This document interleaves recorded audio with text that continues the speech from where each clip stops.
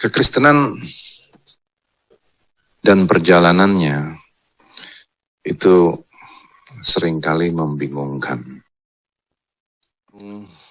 Sampai pada masa-masa tertentu ketika Israel dalam perjalanan di padang pasir,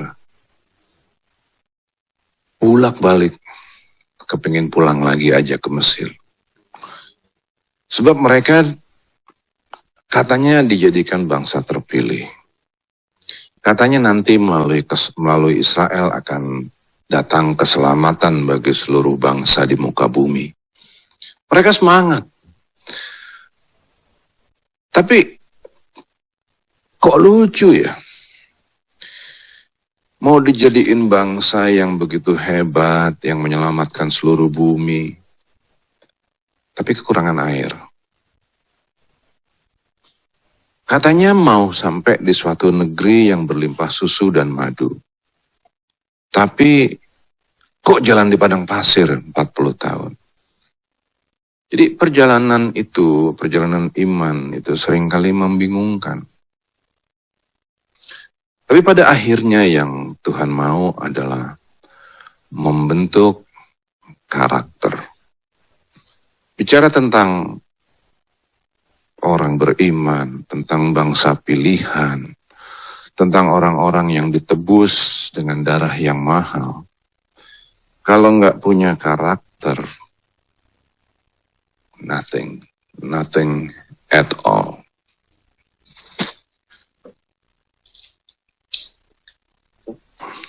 Nah, ada satu karakter yang menarik di dalam tulisan-tulisan perjanjian baru, yaitu mengenai karakter seorang Yairus.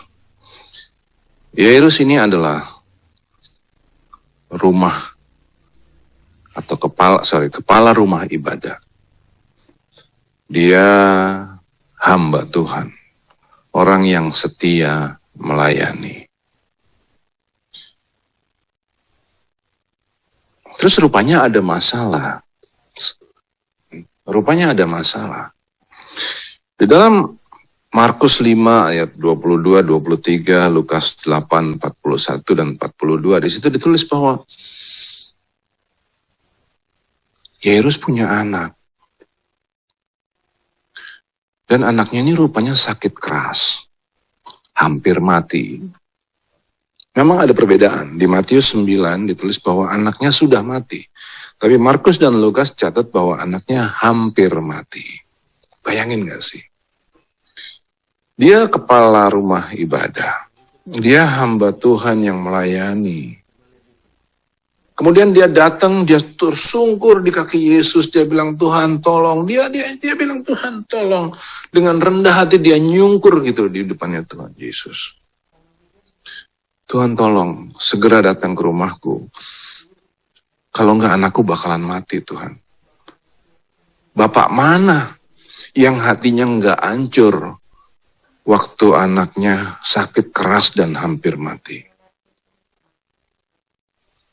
Dan itulah yang dibuat sama Yairus. Dia tahu Tuhan Yesus bisa tolong, dia datang dengan tersungkur, dia minta tolong. Tapi lucu loh. Dalam perjalanan ke rumah Yairus, ini udah emergency kan? Kebayang gak? Kalau emergency kan itu kan ambulans kan, bunyi kenceng, ngingung, wah cepet-cepet dong, golden hour, ya kan? Golden hour nih, mesti segera datang, mesti ditolong, ya kan? Enggak loh. Tuhan Yesus malah berhenti untuk ngelayanin dulu perempuan pendarahan. Perempuan pendarahan. Strata sosialnya beda banget loh ini. Kepala rumah ibadah. Itu stratanya strata tinggi itu. Perempuan pendarahan. Perempuan pendarahan itu kalau di zaman itu najis. Dipegang sama dia aja orang jadi najis. Bro, ini kok bisa dia duluan yang diselamatin? Kok dia bisa Tuhan Yesus bisa nolongin si perempuan pendarahan ini dulu. Ini emergency strata tinggi, yang ini perempuan pendarahan. Tapi Tuhan Yesus berhenti dulu loh, ngurusin si perempuan yang pendarahan itu. Kebayang nggak? Kalau anak saya sakit, saya tahu saya sama penyelamat, tapi penyelamatnya berhenti dulu. Wah, bisa tumbuh lagi rambut saya. Tapi Tuhan Yesus berhenti. Udahlah berhenti, pakai ngobrol dulu lagi. Udah sembuh, udah dong. Kalau udah sembuh ya udah dong. Udah dong, selesai dong. Enggak loh. Tuhan Yesus pakai nanya dulu lagi. Siapa yang pegang jubahku? Come on. Murid Petrus bilang, Tuhan, ini orang rame loh. Mana mungkin kita tahu siapa yang pegang jubah.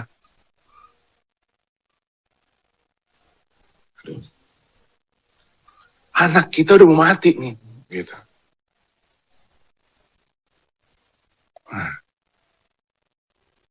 tapi itulah hidup di dalam iman, dan melalui kejadian-kejadian seperti itulah karakter seseorang kelihatan.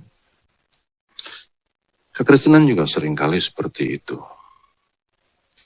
Kita yang punya kepentingan, kita yang bertahun-tahun ikut Tuhan, kita yang berdoa, kita yang sungguh-sungguh meminta kepada Allah. Dan Tuhan katakan bahwa Dia menjawab setiap doa. Tapi kok Tuhan, kenapa masalah tetangga sebelah yang selesai? Kenapa orang-orang lain yang doanya kayaknya cespleng banget? Kenapa orang lain baru masuk dalam masalah, baru didoain, langsung sembuh, langsung beres urusan? Kenapa kok aku udah lama justru nggak selesai?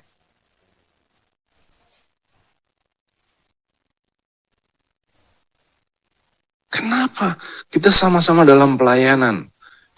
Aku kok belum selesai, Tuhan belum bantu, belum kasih pertolongan. Orang yang sebelah ini udah beres dia urusan.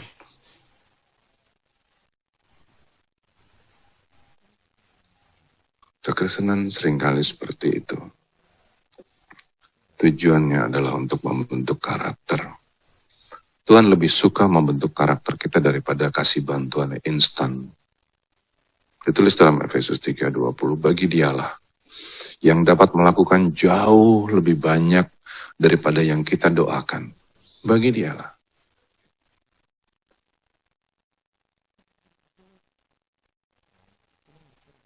Yang dapat melakukan jauh lebih banyak daripada yang kita doakan atau kita pikirkan.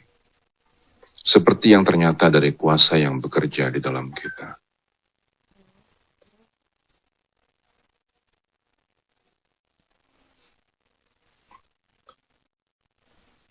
Dan ujungnya penantian Yairus itu, delay yang terjadi ketika Tuhan Yesus sembuhin perempuan pendarahan, nyebabin anak Yairus mati. Bapak mana yang gak hancur hatinya ketika anaknya mati? Anak mati itu biasa juga sih. Orang masih bisa terima anak mati. Tapi ini anaknya mati karena ada delay. Coba kebayang gak tuh rasanya kayak apa? Tapi kemudian, ketika Yairus gak ngomel, hebat ya, ini karakter yang hebat loh. Kebayang kalau saya yang ada di situ hari itu, saya yang harus ngalami apa yang dialami sama Yairus. Beda pasti urusannya.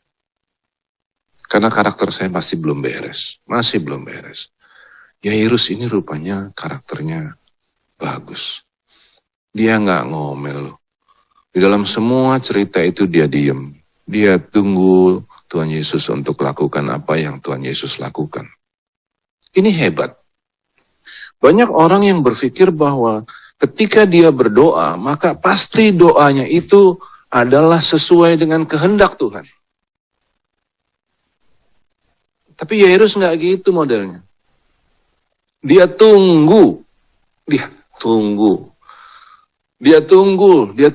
supaya kiranya doanya selaras dengan kehendak Tuhan. Dia diem loh.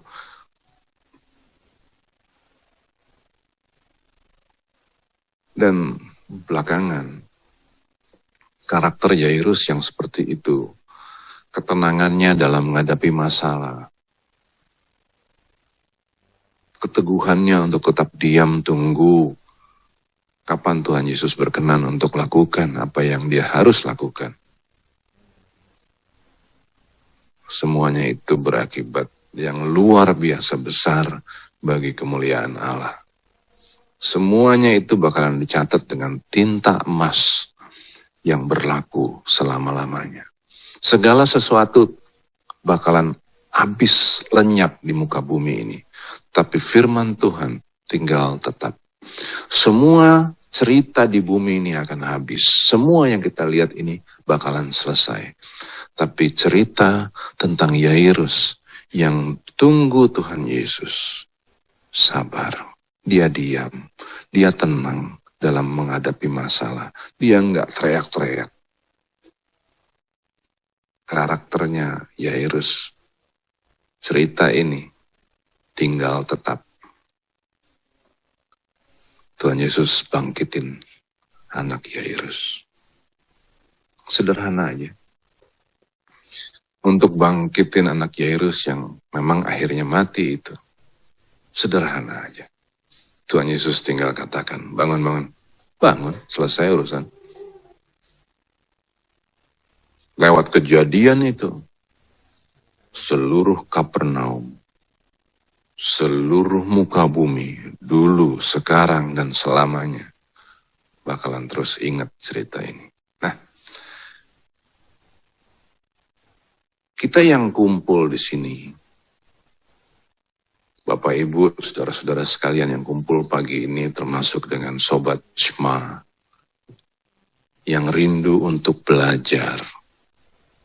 Lagi disiapin oleh perjalanan hidup untuk menjadi pemimpin-pemimpin yang besar. Untuk jadi orang-orang kebanggaan Tuhan. Untuk menjadi orang-orang yang spiritualis, yang dahsyat, yang mengagumkan. Yang bisa jadi contoh untuk banyak orang. Nah, untuk menjadi garam dan terang dunia, kan gitu ya. Tapi kalau kita nggak punya karakter, kita nggak tenang dalam menghadapi masalah, kita bersungut-sungut, kita ngerasa bahwa urusan kita yang paling penting, jauh lebih penting daripada orang lain. Kita nuntut terus Tuhan, minta ini, minta itu, ribet banget. Kita nggak bisa jadi pemimpin. Kita nggak bisa jadi garam dan jadi terang dunia.